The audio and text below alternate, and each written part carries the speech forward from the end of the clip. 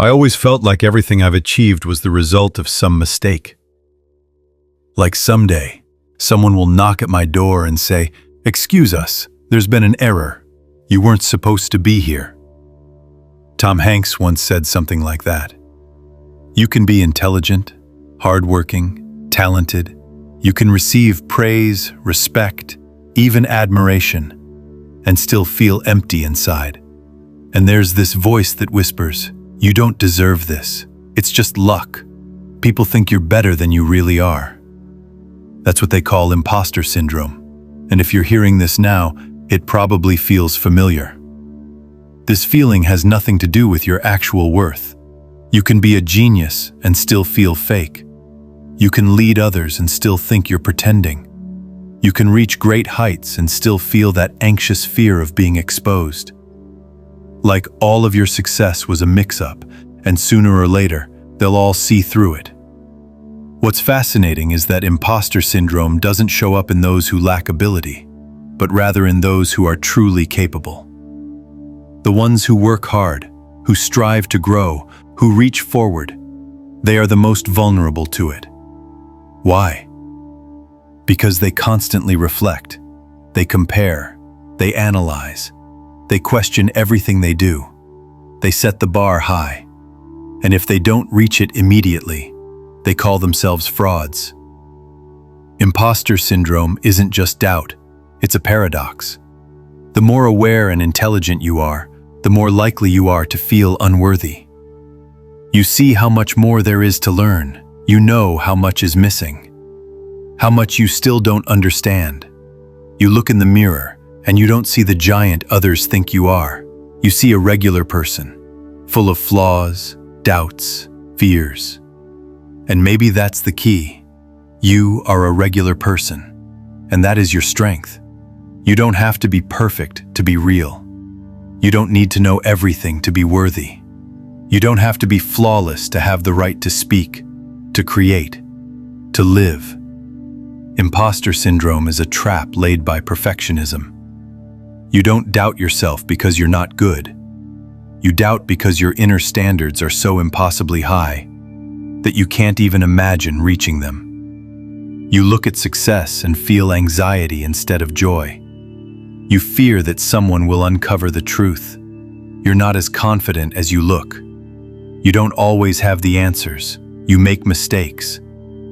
And guess what? That's okay. That's what makes you real. That's what makes you human. That's what makes you honest and alive.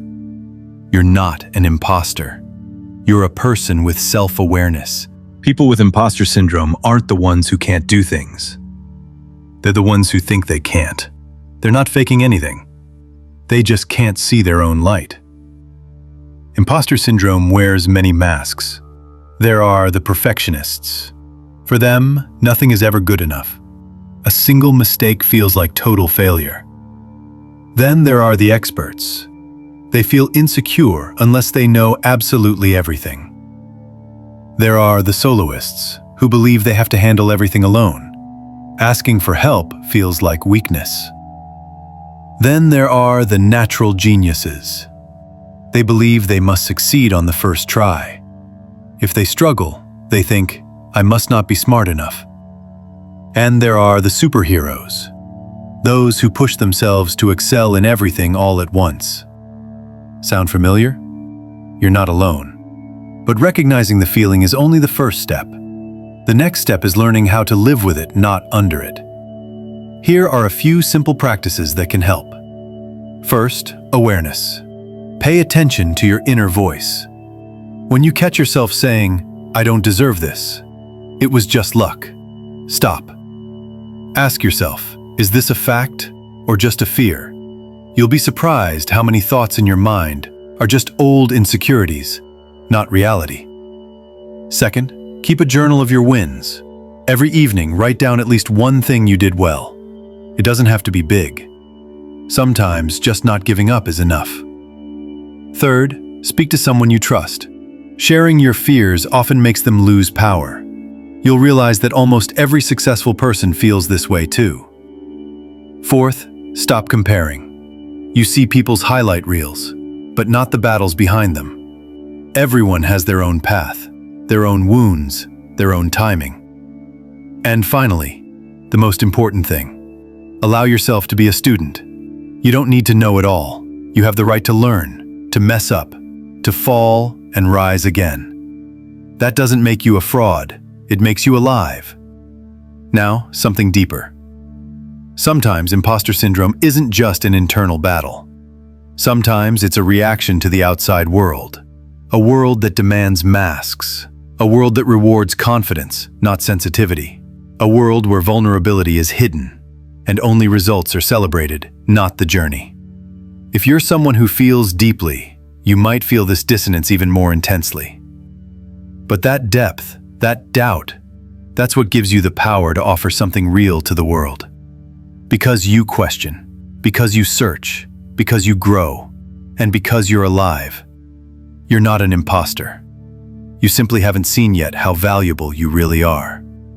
Maybe it's time to stop dismissing yourself and start accepting. Stop denying your path and walk it, honestly, with fear, but also with faith.